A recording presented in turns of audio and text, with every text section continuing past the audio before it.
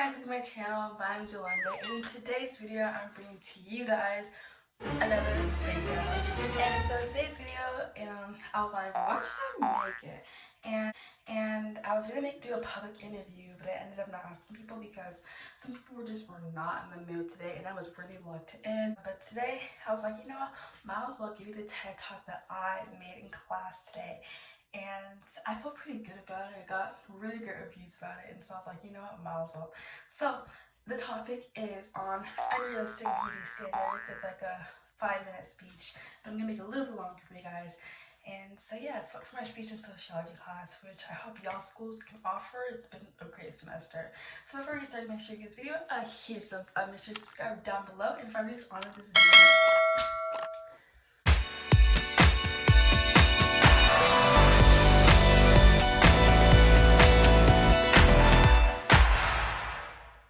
So as I'm going to be speaking, I'm going to have the slides next to me, so I'm going to stand it right here so that I can pop it up on the screen as I do it.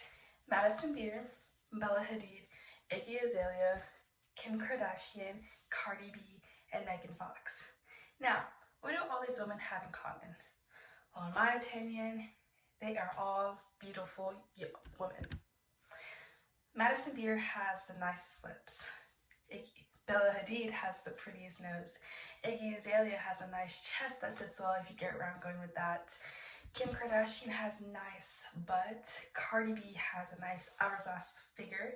And Megan Fox has a nice defined face. So how could I ever compete with them? What if I also told you that some of the people that I just showed you are promoters of body positivity and loving yourself? What if I also told you that for some of them it took them nearly many years to actually admit that they were under the knife, aka had plastic surgery, some sort of it. So that brings me to my point today, and it's a prime example of unrealistic beauty standards. Growing up, I suffered a lot with my body. I remember being a young, naive little girl. I was just, so young. And being around my father, he'd project a lot of his insecurities and the things that he'd go through about his body and the hatred. And I would be around him, like I was the youngest child. I stayed at the house. I, heard everything. And the funny part about this whole thing is that, I was a cross-country runner. I've been running since I've been in the 5th grade. And so, I was already thin itself, but to him, I guess it was just never enough. So I remember one day, distinctively, after my first 6th grade race, I was really excited. I remember exactly which park. I still go by this a few times. But I remember running over there after my race. They're like, oh yeah, we have donuts. I remember I was like, oh my gosh, I'm going to go. I was like, I'm going to be quick. So I remember running over there, and then I came straight back down. And then as I came back down, he started yelling at me. He was like, you took so long, you don't need no donut. I was like, but I really wanted it. He's like, no, you're gonna get fat this time. I was like, no, I'm not. And he started yelling back at me. And honestly, to this day, it still haunts me, because honestly, all I really needed as a young child at the age was somebody to love me unconditionally for the body that I did have, which, definitely has affected me now growing up. And literally, just because I may not, follow the diet plan you ever said, or keep up with the workouts, let alone make the first set of push-ups or whatever the heck we do, am I not good enough? Even on social media, it is very, I feel like that's definitely contributed personally for me to, how this all has definitely changed perception on myself, and social media has been a big factor to definitely influence this pressure of having to keep up to a certain standard. As you can see from the statistics, it shows 18 to 29, but as I did my research, I saw it even extends down to 16 to 29 actually. Years old, we're spending our average 3 hours on this app. Personally, for me though, last week I just averaged 10 hours across my whole phone on screen time, and it was mainly spent on social media. I was on Instagram, TikTok, Snapchat, you know the deal is, right? And being on there, no matter whether you may think it's effective or not, being on there for long periods of time does have some sort of impact on you.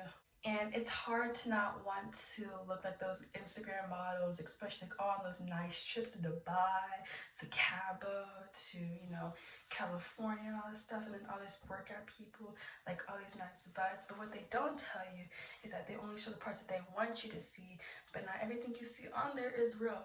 There are things called editing, Photoshop, basically same thing, angles, lighting, poses, of course, the flamingo pose, that one, like the whole like that, or like the back one, or yeah, like the one I'm showing you on the screen.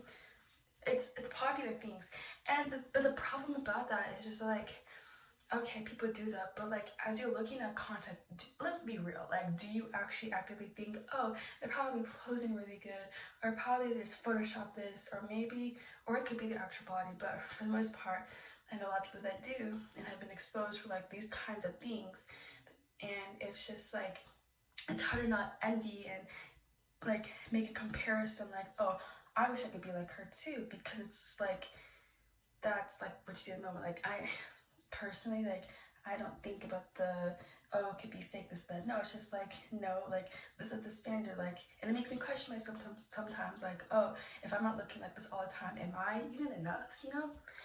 So I think the question at hand is there even a solution to this problem? And I think that's the hardest part about this, because like I think the comparison and judgment and the envy and other people's lives, like how they're like, whether it may be real or not at the end of the day, I think it is inevitable for those things. But I think one thing though that personally I tried last summer was getting on social media. I actually made a video. You should go check out. I made a video about taking a social media fast, and honestly, as cliche it may sound, I actually saw real improvements in myself, and I was more happy because I was more present and more grateful for the body I did have. And I think that it brought me next to self-awareness that, like, honestly, at the end of the day, I do not care. It brought me to enough of a self-awareness. At the end of the day, I just do not care about other people's lives and this and that, or just like how they look anymore. And you know, I know for some people it's not ideal to like get away from social media and all that stuff. Some people, it's literally like how they make their money, like, and what they literally like live off of.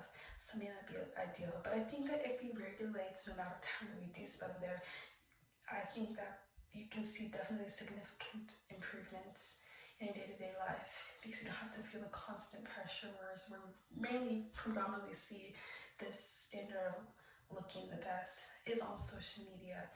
And so yeah, and at the end of the day, to the people posting it, you're just another number, to the subscriber, follower, just another dollar sign to these people, I'm telling you. So at the end of the day, I think everybody is beautiful, and it's really shallow, limits me to limited characteristics.